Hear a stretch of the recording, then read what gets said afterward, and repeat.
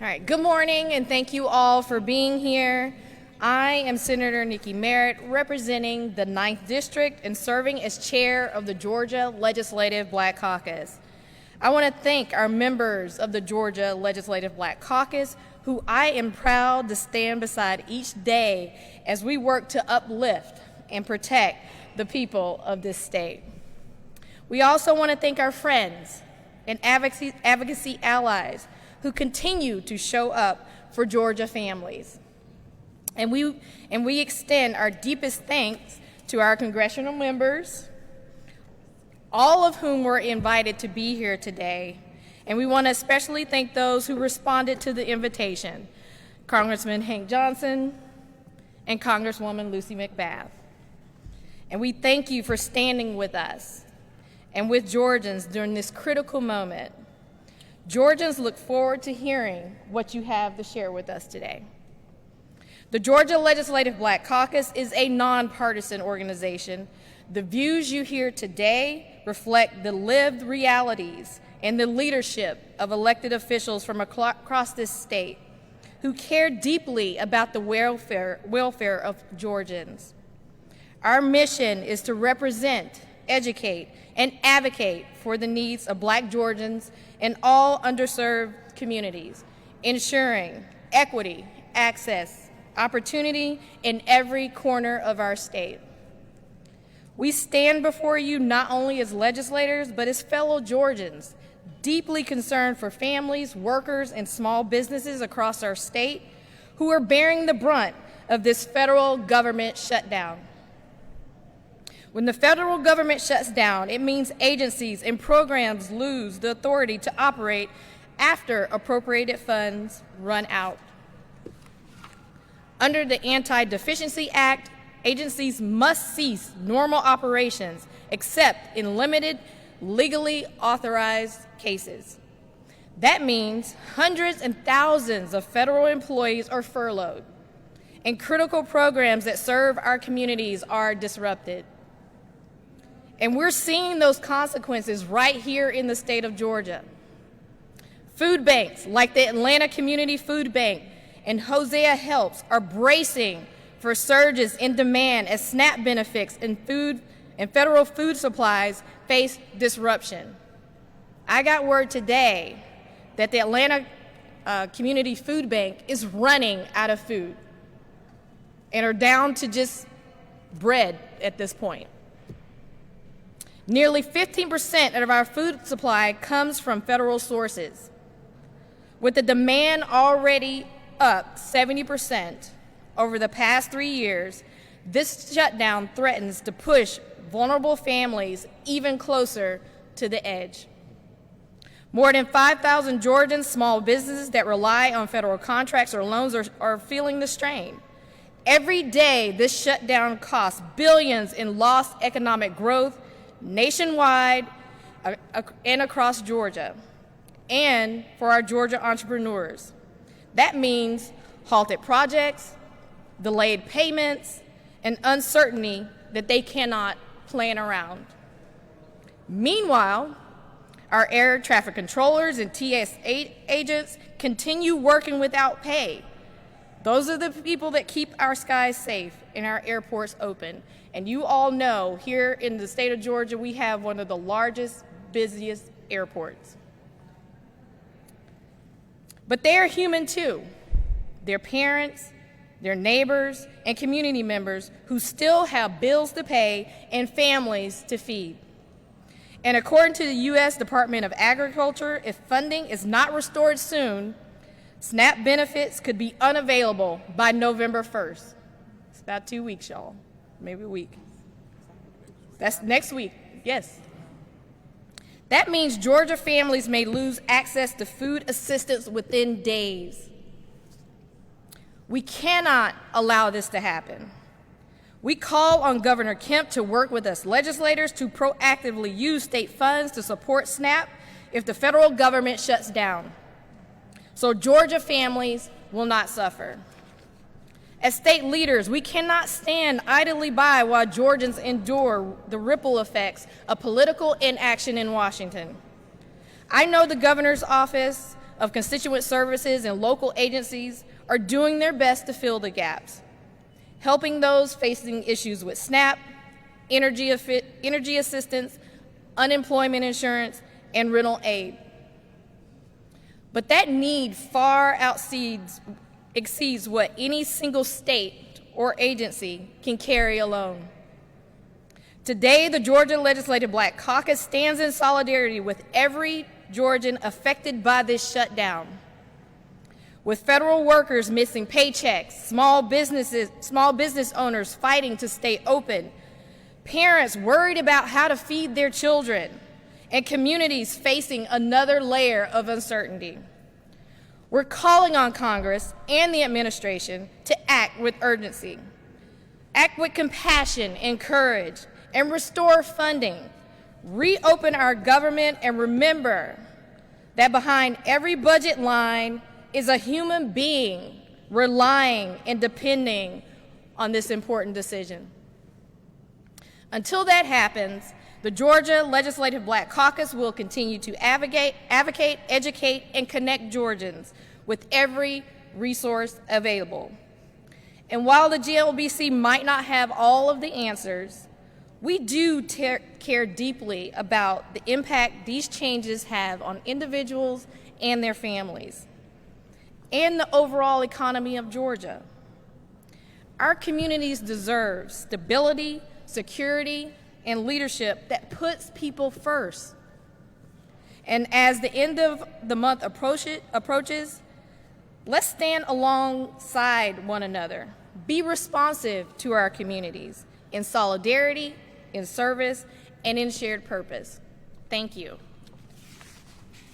So now we are going to hear from our congressional members. We're going to start with Representative Hank Johnson, and then we'll hear from Representative Lucy McBath.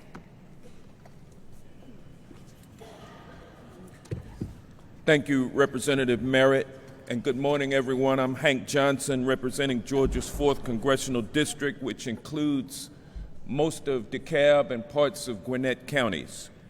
It's good to be here with the Legislative Black Caucus under the leadership of Representative Merritt. I thank you for the invitation to be here, and I'm thankful for your leadership in bringing us here, and I'm proud to stand with all of you all. But if I were being honest with you, I wish I didn't have to be here today. I wish I were in D.C. going about the people's business. I wish we were all going about our daily lives, but sadly, that is not the case. Today marks day 27 of the Republican federal government shutdown and Republican-manufactured healthcare crisis. This is now the second longest federal government shutdown in U.S. history. No matter what Republicans say or how loudly they say it, Republicans are responsible for the mess we are in today. I want to remind my fellow Georgians and Americans that it is Republicans who control the United States House of Representatives. It's Republicans who control the United States Senate. And it is Republicans who control the White House. And by the way, it's also Republicans who control the 6-3 MAGA majority on the United States Supreme Court. For those who ask, well, how did we get here? Well, for starters, back on Tuesday, September 23rd, the people of Arizona's 7th Congressional District came together in a special election to elect a new representative after their member had sadly succumbed to illness earlier that year, my late colleague Raul Grijalva. As Speaker Johnson had done many times over the course of the year, he swore in Republican members-elect immediately after their election. But the difference with Representative-elect Alalita Grijalva, who was elected with 70% of the vote, the only difference between she and those Republicans that he swore in were that she had already pledged to become the 218th signatory on the discharge petition to force the House of Representatives to vote on a resolution to release the Epstein files. Yes, you heard that correctly. The master manipulator and king of distractions in the White House is using the government shutdown to distract us once again from the truth. And the truth is that Donald Trump is in the Epstein files, and he would rather burn the country down than for it to be revealed the extent of his involvement with the greatest, the most prolific child molester in the history of this nation. The other reason we are in this predicament, ladies and gentlemen, is that back in July, Republicans unilaterally passed what they call the Big Beautiful Bill. We call it the Big Ugly Bill. Yes. It had trillions of dollars worth of funding cuts to Medicaid and Medicare, and it also ended Obamacare subsidies that allowed Georgians to purchase affordable health insurance. And now Georgians have started receiving their premium notices for 2026 annual enrollment. And surprise, surprise, Republican policies have caused those health care premiums to double, those Obamacare health care premiums to double, and in some cases triple and quadruple in costs. For a president who pledged on day one to address the affordability crisis that working class Americans face, he's made life even worse. Democrats are only asking for a few things, and that is to pass a clean continuing resolution to reopen the government that pays all military service members and federal employees and contractors what they are owed, and work with us to bring back Obamacare tax credits and subsidies to prevent millions of Americans from losing their health insurance. About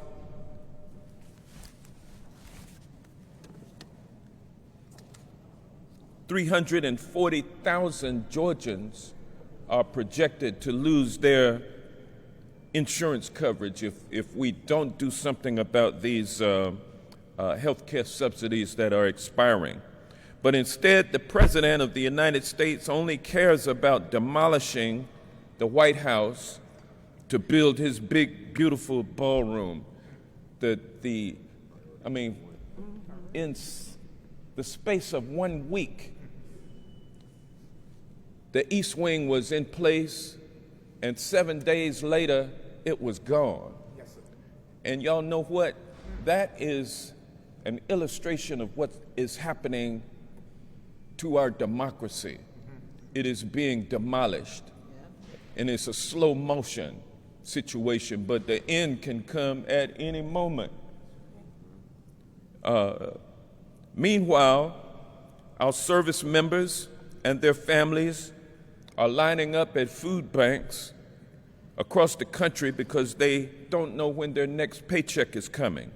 And to make matters worse, after Republicans used that big ugly bill to cut hundreds of billions from the Supplemental Nutritional Assistance Program, also known as SNAP or food stamps, after they cut that billions of dollars from SNAP,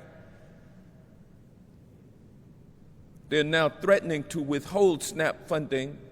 Actually, they have announced that they are not going to pay SNAP benefits beginning on November the 1st. And so that means 40 million Americans, at least 1.5 million of whom live in the state of Georgia, will go hungry because they will have no SNAP benefits coming in November. And just as many families are starting to think about their upcoming Thanksgiving plans, Republicans are willing to have you go hungry just so that they can stick it to Democrats. Many of those Americans are their own constituents that they are gladly willing to sacrifice in service to their king. We believe they deserve better than being held hostage by MAGA Republicans. Tomorrow, ladies and gentlemen, I will once again board a plane for Washington, D.C. to join my fellow Democrats in showing our willingness and desire to immediately reopen the federal government. We've done this nearly weekly since the shutdown began, only to be met by an emptied House chamber and a House Speaker hell-bent on protecting a man he knows is listed in the Epstein files. Yes. But we will continue to do so because that is what the American people demand of us, and that's what they deserve. Democrats will not back down from this fight, and with that, I'd like to turn it over to my distinguished colleague from the Federal House of Representatives, the Honorable Lucy McBath. I need a chair. You need a chair? Dory. You need a chair? Yes, you need a chair.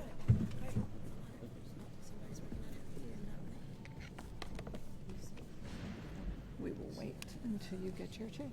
Thank you. Absolutely. Thank you. Absolutely. I was trying to stand up No. so you'll be taller. Can y'all put it on this side? There's plenty of room. Oh, yes. Okay. I'm going to put it right Stay here. So get front and center. Okay. There you go. Represent the back. Thank you. So sorry. Oh, no. Don't be sorry. Thank you, Ms. Lowry. That's right. You get right. To make space for everybody. There you go. No, don't apologize. Here. Okay, put your arm. There you go. All right. Okay?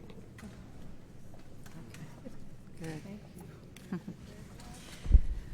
Well, good morning. Good morning. Good morning.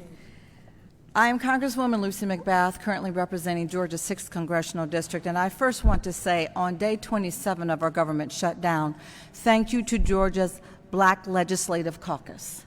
Thank you for standing up. Thank you for answering the call. Thank you for serving Georgians as you promised in your oath to do.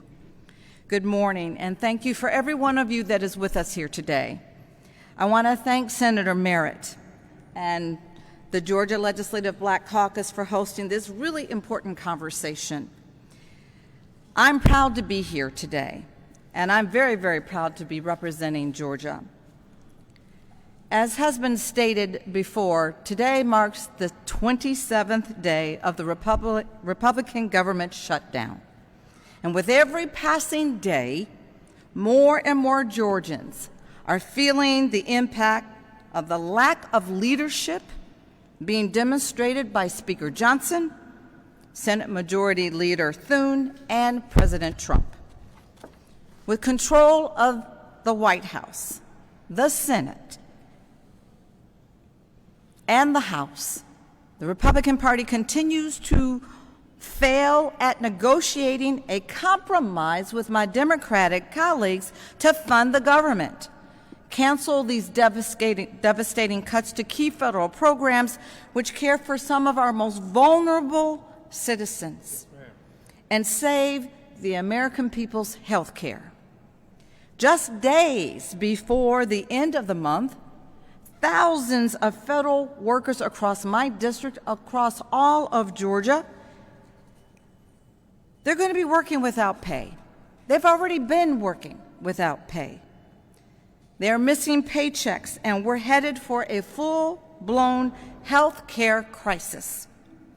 If Republicans refuse to come to the table and to work with Democrats to protect all of our health care, millions of Americans are going to log on to the ACA marketplace on November 1st to see their premiums for next year skyrocket. I've said this many times before during this shutdown, but it's worth repeating again and again and again. Without extending the premium tax credits for marketplace insurance, a single person in my district, Georgia 6th, getting care through the ACA exchange could see their annual premiums rise by more than $600 per month. Working families may see their average premiums more than double come this November. That could be tens of thousands of dollars in unexpected cost hikes. It's a cost that most families in America, they simply cannot afford.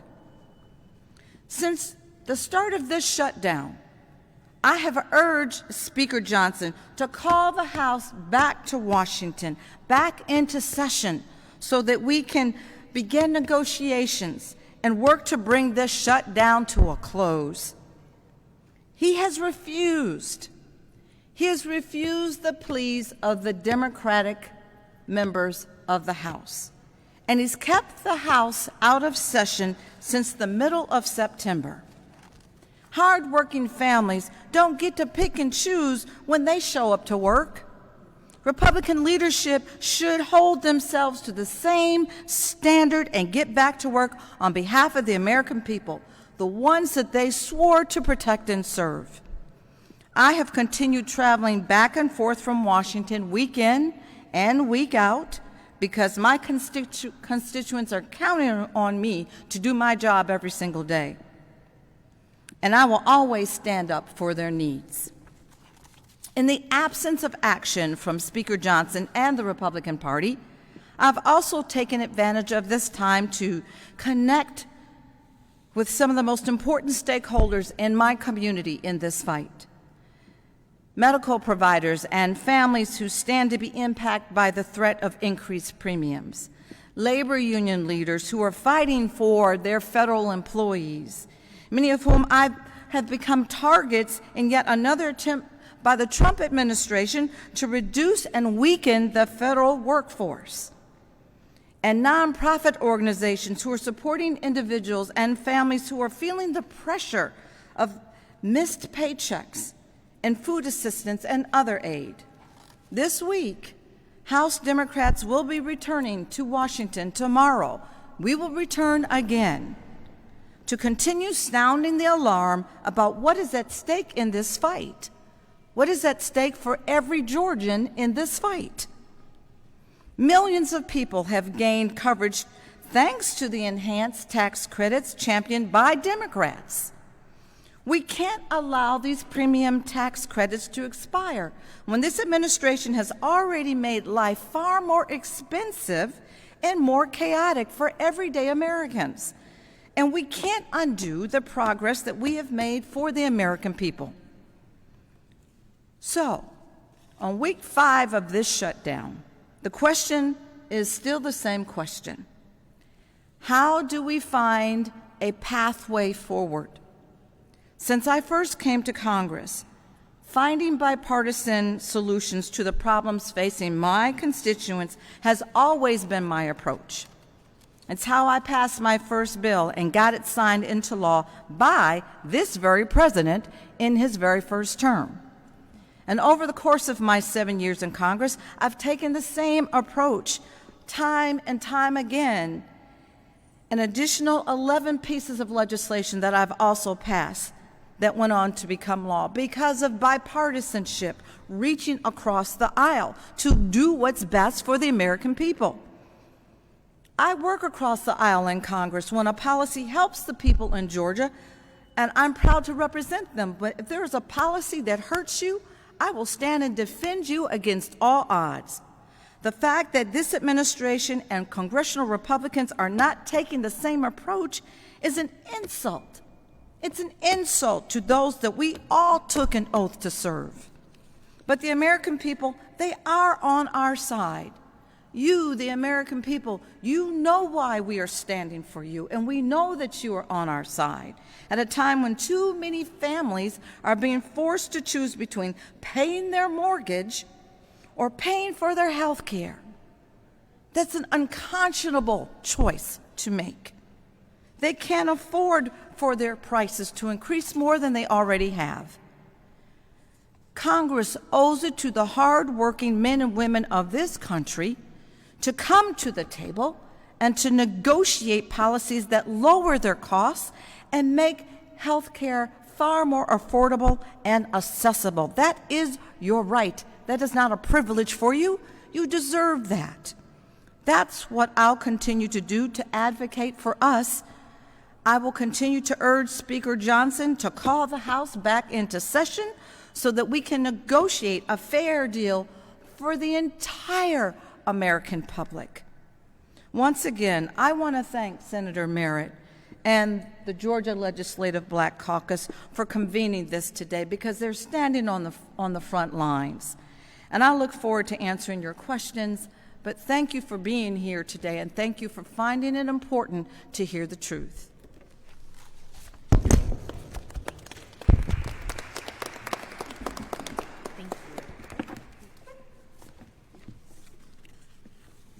Thank you, Representative Hank Johnson, and thank you, Representative Lucy McBath. Thank you for those remarks. And we will do a question and answer session with the press afterwards, so let us get through and then we'll take some questions. So now I'm going to bring up LaTosha Brown from Black Voters Matter. We've heard what the problem is. We know what the problem is. Now we want to equip you with what you need about what you need to do, what we need you to do. And I want to reiterate that all of our U.S. representatives were invited today, all of them, both sides of the aisle, because this isn't a Republican or a Democrat issue. This is an American people's issue, and this is a Georgia issue. And it is our job and our duty as legislators to help and deliver for the people in this state and the people in this country. So I just want to make that clear that everyone was invited today. Both sides could have spoken. Those that are here answer the call. So with that, I'm going to bring up LaTosha Brown from Black Voters Matters, and she's going to do our call to action. This little light of mine, I'm gonna let it shine. This little light of mine, I'm gonna let it shine. This little light of mine, I'm gonna let it shine. Let it shine, let it shine, let it shine. I want to start because it is going to be the spirit of the people that is going to get us out of this. That at the end of the day, we're dealing with, listen, I am in Georgia, we're a football state, and we're acting like we're in a big Super Bowl and there's a blue team and a red team. This is about the people, y'all. Ultimately, what is happening right now is there is a steal that is going on. We need you to stop the steal. What is the steal? The steal is, we know that almost $4 trillion have gone to give tax breaks in the next 10 years to the wealthiest people, just 1,000, if you take 1,000 billionaires. It is let me make sure I got my numbers right, because I want to make sure I'm clear on this. $4.5 trillion that will be going to tax breaks to 1,000 billionaires over the next 10 years. Do you know how much in terms of ACA? Not even $1 trillion. 360 billion. Right, for all of Americans to actually subsidize. There is a steal going on right now. Currently, right now, stop the steal. Stop the steal. There is a steal going on right now where we are about to enter the month of Thanksgiving. I don't care what your political affiliation is.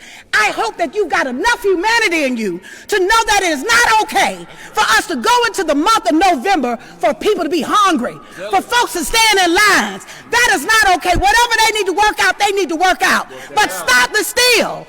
People deserve to actually be able, we're talking about Thanksgiving, in a moment of Thanksgiving, that we're literally looking at people standing in lines for food. Black people and white people and Asian folks and Latino folks and folks with disabilities. That should not be okay with any of us. How dare you call yourselves Christians when Jesus' entire ministry was about feeding the poor? So I'm standing in a space of I represent people. I represent our humanity. Our politics will not save us, y'all. It will be our humanity. And we've got to have the courage to stand in the space of while this is going on. How dare we think it's okay to have a dining room in gilded gold being built off our money. At the end of the day, they say, oh, it's not your money. Well, who tore it down? The demolition wasn't free. We paid for that. That was our house. So aside from that, whether if you're Republican or Democrat or Libertarian, you should be pissed off, right? Because that was your house. And ultimately, you were going to have a gilded dining room in gold, right, that is twice the size of the White House. and people, everyday working folks, are going hungry, that mothers don't have milk for their children, that we're looking at SNAP benefits? No, there is a moral call. I wish I could stand up here. I'm so proud of you all in terms of being and fighting for people. But ultimately, y'all, we've got to get beyond the politics and know this is about people. And that at the end of the day, where is the $5 billion in the contingency fund? Because if you don't know, there's actually a contingency fund for SNAP that is $5 billion, that people don't have to go hungry. We've got to make sure that we're pushing, and who controls that? The White House controls that. So ultimately, this is a moment for us to get so caught up and going in our corners like we're in some Super Bowl game, that this is a moment that your moral consciousness should be activated. And how dare we go into the next month, a month giving thanks, when there are people who are literally going to not know how they're getting food on their tables. The good news is that the people have power. The good news is that we can send a message right here in the state of Georgia. There's an election coming up in less than 2 weeks. Send a message. Even if you don't find the particular candidate, send a message and a vote of resistance. We are not going to take this lying down. That is our money. This is our country. We deserve that everything in this government is supposed to be of the people, for the people, by the people. Do you believe that? Let this moment give you some moral clarity. Let this moment of great fear that many are experiencing give you some courage. It is in the space of fear that courage is created and developed. Have courage. So what is it that we can do? One, what we have to do right now, we have to flood the halls. We've got to make sure that we're pushing, and whatever you say, regardless what party, we know right now the Republicans got the House, they got the Senate, and the White House. Do your damn job. You were put in place to protect the interests of people, not your political aspirations. That's right. And so it's important in this moment that we are flooding, we are sending the messages, we're organizing our communities. Do not forget this moment. Don't sit and look at television or look at these shows and get confused. The point is for you to get confused. The point is, the chaos is the point, to create so much chaos that people don't really understand what to do or not to do. I'm going to tell you what's happening right now. Folks are stealing your stuff. They're stealing your resources. They're stealing your health care access. Under no circumstances, we have to be ungovernable if that's what it's going to take. But in this moment, organize. Find out what the truth is happening. Call the White House. Call the Senate. Call the Republicans. Call everybody you know.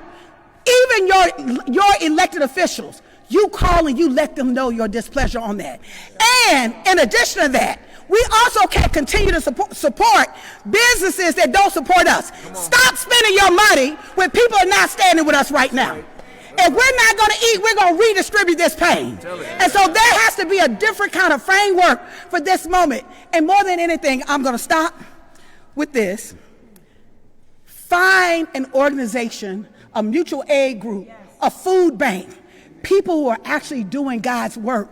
They're standing in the space to help people. But that doesn't let our government off. You can't take our money and go build dining rooms with while I am hungry.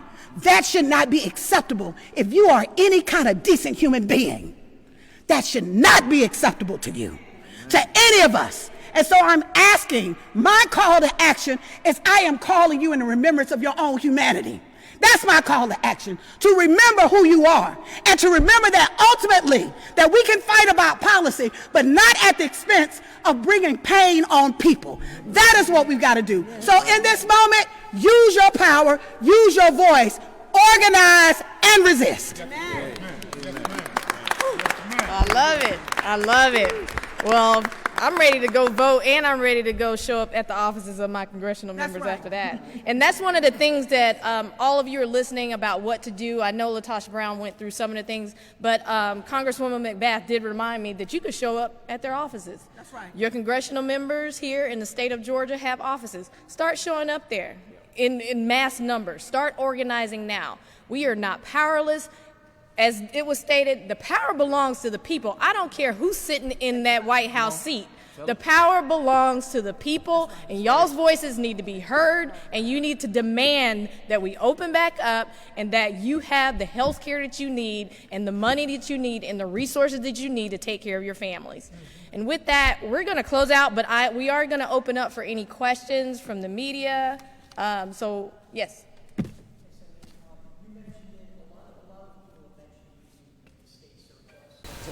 fill the gap on SNAP benefits.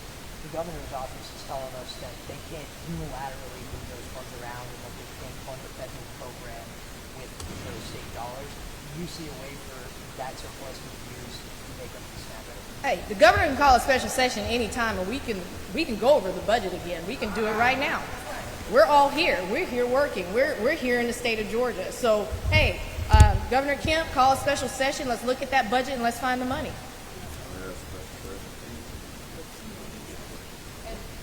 So you know that the congressional delegation here in Georgia, the Democrats, we have forwarded a letter to the governor because under USAID, those monies, the appropriated money, the surplus money that we have can be utilized for SNAP, can be utilized for WIC, and we've been imploring him, since there's no longer federal funding for these programs, please utilize the surplus that we have to make sure that our families don't go hungry.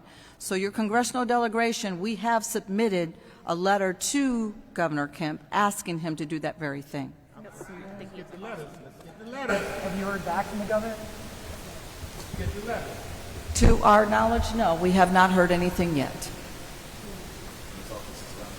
Yes. For Representative McBath, Representative Johnson, does there come a point where the costs are too great and that you can't achieve this current strategy?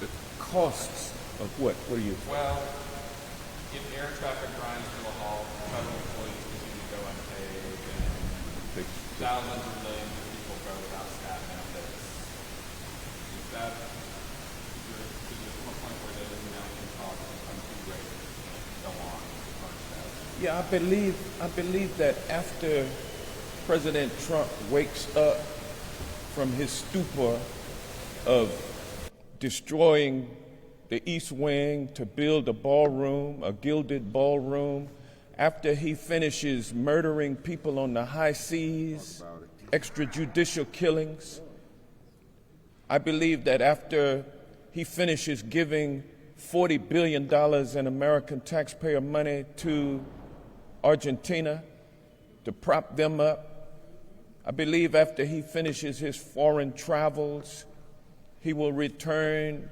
and realize that America, the economy that he touts that he was going to make better and reduce costs on day one, he will wake up and determine that that economy is starting to go down in flames, and he will have to do something. And so he will authorize Mike Johnson to call the House back into session, and he will authorize the House and the Senate to agree with Democrats to extend the Affordable Care Act, Obamacare, health care subsidies that are in jeopardy. He will start working to remedy this Republican-generated health care crisis that we're in, where $1.5 trillion has been withdrawn from the health care system through cuts to Medicaid and Medicare. For 1,000 people. He will wake up and decide that the suffering is too great, and like LaTosha Brown implored the people will rise up. The legislative branch and the court system is under the control of a MAGA president. It's going to be the people who will rise up, and people will begin to suffer. Our farmers, our ranchers, they're still supporting the man that's doing in their industry, but the pain will soon get too great for even them, and they will demand that something be done. It's going to be the people that force this to happen. The pain will be so great, and it's unfortunate that we have to go through this pain. Just for Epstein files. Congressman Johnson. Yes. Sir, we know the fact that the capital was convicted. You foretold a lot of stuff. I was going to give you I have to say. You talked about what you were in for if something was not done by the public in reference to, again, spreading the storm. When you look back on those days and you see where we are now, what could have been done to stop from going on now? Well, you know, Donald Trump never should be back in office. He should have been impeached, convicted, and barred from ever running for president again. But that did not happen. Thank you, Mitch McConnell, for not allowing that to happen. And then thank you, United States Supreme Court, for giving this president, President Trump, immunity from criminal prosecution, setting him up to become the next president who would operate lawlessly like he's doing now. Thank you for pardoning the January 6th insurrectionists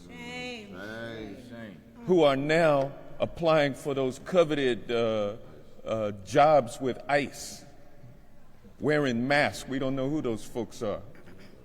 Our country is a complete and total disaster because of what MAGA Republican leadership has allowed to happen. Democrats fight against that. The people fight against that, and the people will win.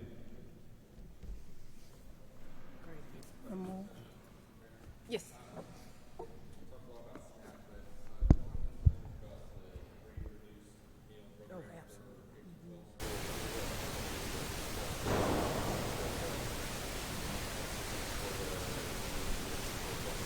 Yeah, that's always a concern for us. I know, the governor has before cut free lunch for kids. So we are always concerned about making sure our children are getting the food that they need and their families are getting support that they need. So absolutely. Hey. We would have to get back in session, how I understand it, to even look at the budget to see what we could do. So that conversation needs to be had among us legislators, and I know I got time. I think my fellow legislators got time. So Got time. we're here. We can. I think how much notice do we need to convene a special session? I don't know the exact, but it can be called, and we're willing to do it just for the people of Georgia because this is critical. Yeah.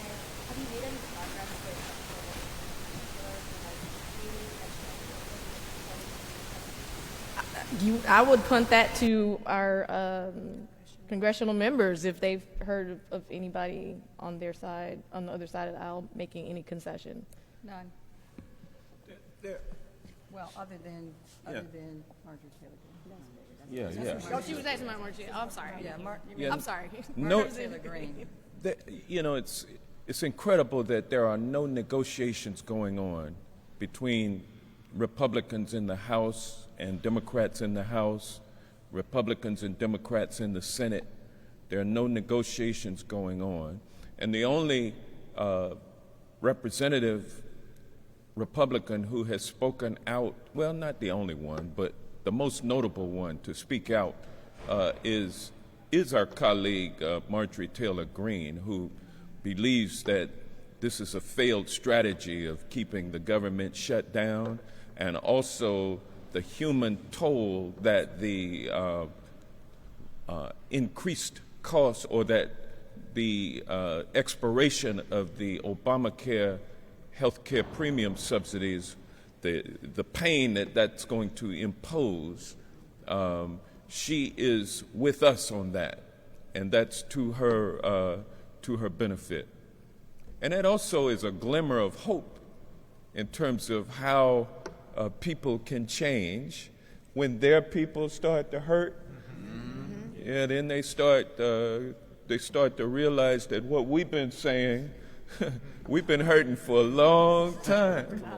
And we know the Black Caucus, the black people of this country know what it is to suffer. We know what it is to go without rights. We were enslaved in this country for hundreds of years. And then in 1865, we were freed, but that lasted for only a 12-year period of Reconstruction. And thereafter, we went back into a democracy lockdown for black people, the Jim Crow era, which lasted for 80-plus years before we were able to reopen and expand democracy and economic benefits for all.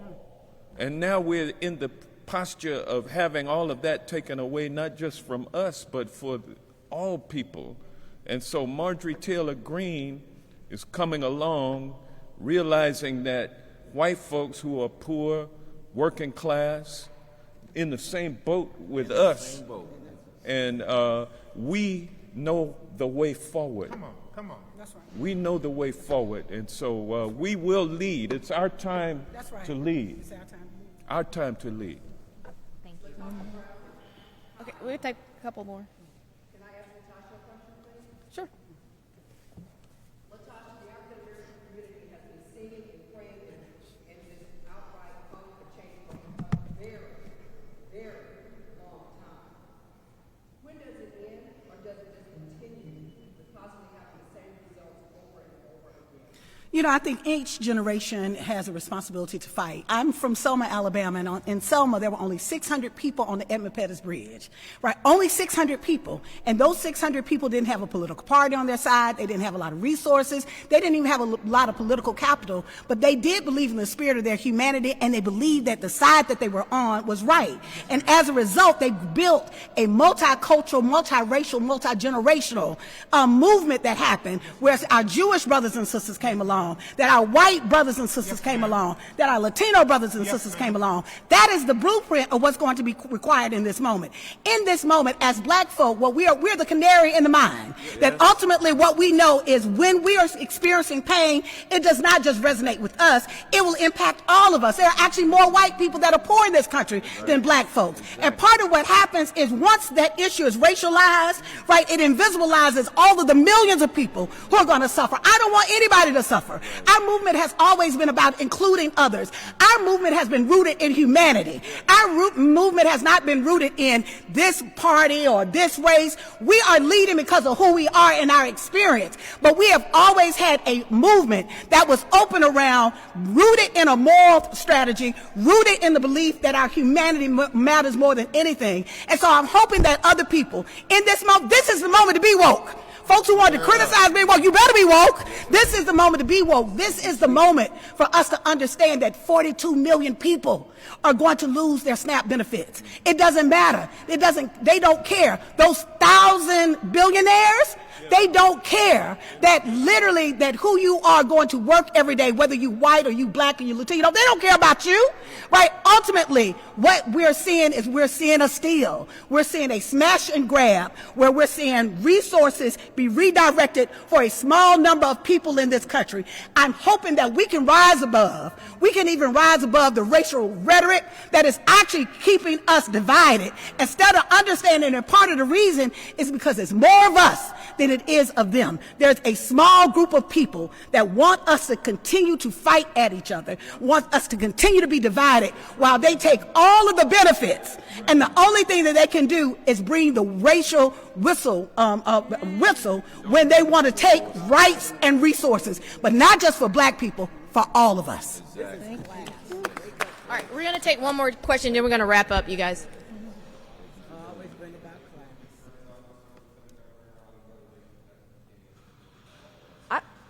I've heard nothing from Lieutenant Governor, Governor Kemp, or Speaker Burns regarding how we're going to deal with SNAP.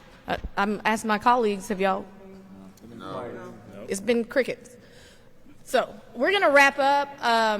You all, as legislators and your representatives, all the people who are advocating for you, we are the few. Y'all are the many. Let your voices be heard. Start calling Governor Kemp's office, start calling your U.S. Congress people. They need to hear from you, and they need to know where you stand, and ask them to open up and ask Governor Kemp here, let's do what we can to ensure that our constituents have their benefits. And with that, we're going to end, and thank you all for coming today. Bye.